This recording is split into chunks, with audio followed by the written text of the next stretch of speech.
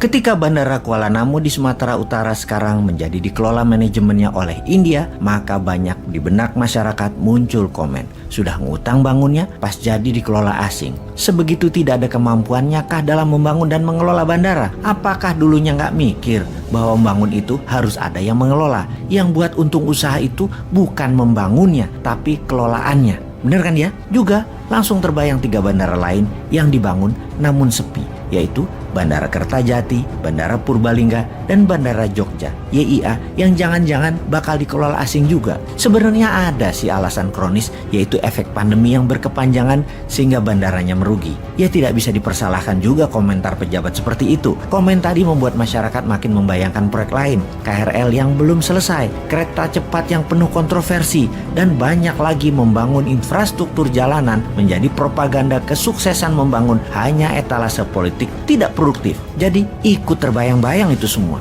Semua infrastruktur itu tidak salah. Sungguh, membangun itu tidak pernah salah. Semua itu ada manfaatnya. Sungguh, namun ketika hasilnya tidak maksimal, tidak ada yang mengelola dan memberatkan baik secara bisnis karena lama balik investasinya, juga berat karena beban hutang cara membangunnya, maka kita harus menemukan solusi. Walau agak ngocol memberikan solusinya, bikin kuping panas, namun tetap kita harus memberi solusi. Sungguh, kalau kita detailkan, kita New Mind ini sangat mendukung pembangunan infrastruktur. Yang membedakan dari sisi pandang New Mind adalah membangunnya kaum New Mind adalah caranya yang berbeda dengan Old Mind. Bukan tujuan yang berbeda, sama tujuannya. Sekali lagi, caranya. Cara berhutang, pakai teknologi asing, pakai uang asing, pakai orang asing, bahan procurementnya asing, itulah yang dikritik New Mind. Kita ingatkan sekali lagi, biar lebih paham. Membangun infrastruktur tidak salah. Yang salah itu kok bisa-bisanya dibohongi oleh pejabat di lingkungannya dengan mengatakan bahwa membangun infrastruktur itu wajib,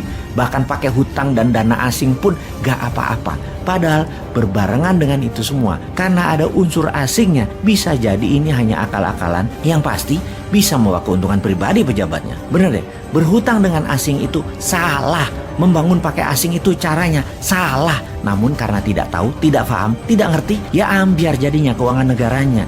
Dengan makin meningkatnya hutang dan uang beredar jadi sedikit di masyarakat. Kita rincikan, kita tahu di dalam membangun infrastruktur itu ada 2 macam. Ada infrastruktur statis, ada infrastruktur dinamis. Statis itu diam, seperti jalanan, jembatan, bandara, pelabuhan, rel. Infrastruktur dinamis adalah kendaraan yang mengisinya. Mobil, motor, pesawat, kapal laut yang mengisinya. Manusia yang mengisinya, barang-barang. Barang konsumtif, barang produktif, apa aja. Semuanya barang itu adalah yang disebut pengisi infrastruktur statis. Entah bagaimana kok ditelan mentah-mentah dengan pemahaman bahwa negara Tiongkok membangun infrastruktur jalanan dan lain sebagainya sebagai landasan kemajuan negara Tiongkok. Maka jawabannya adalah salah, nggak sepotong begitu melihatnya. Yang dibangun Tiongkok bukan infrastruktur statis saja, tapi plus infrastruktur dinamis. Jadi jalanan dibangun ya isinya yang berupa mobil, truk, bus, motor, semua jadi paket, dimodali,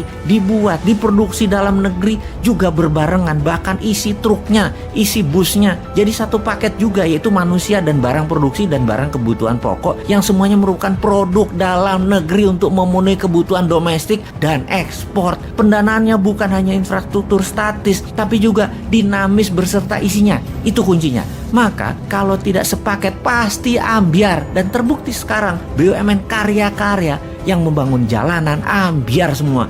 Kontraktor dan subkontraktor punya piutang tagihan tak terbayar di proyek-proyek tersebut. Karena IRR returnnya hanya dari infrastruktur statis yang gak bakal balik modal lama. Apalagi hanya mengandalkan isi kendaraan kebutuhan pribadi, bukan produktif serta komersial yang hanya ngabis-ngabisin bensin, oli, dan makin banyak impor lah kalau kayak gitu. Bukti lain lagi, kita ini niru Tiongkok hanya bungkusnya disertai ketidakfahaman bernegara pejabatnya. Jadi kasihan dan malu banget kalau dikupas kayak begini.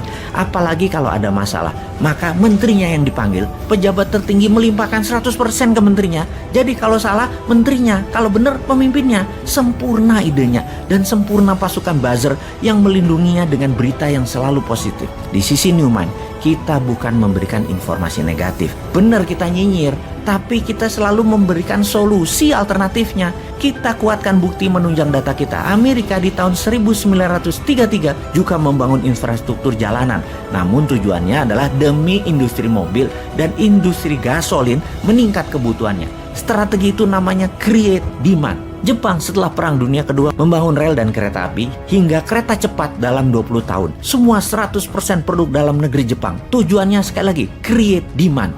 Juga Tiongkok di tahun 90-an hingga 40 tahunan sampai saat ini juga membangun infrastruktur dinamis dan statis. Juga untuk satu hal, create demand. Sementara kalau hanya infrastruktur statis yang dibangun itu bukan create demand, tapi create supply. Yang punya demand, yang punya kebutuhan siapa? Ya pabrik Tiongkok yang perlu. Mereka memastikan bahwa produknya bisa sampai ke ujung desa-desa di seluruh wilayah. Yang tidak paham mengelola ekonomi dan membangun infrastruktur statisnya manut. Yang sesungguhnya create demand produk Tiongkok dengan disediakan infrastruktur statis di provinsi-provinsi lain di luar mainland Tiongkok. Sahabat, mudah-mudahan pada nggak paham ya dengan informasi kali ini. Teruslah rebahan, teruslah menjadi masalah dan beban APBN, dan teruslah mengeluh.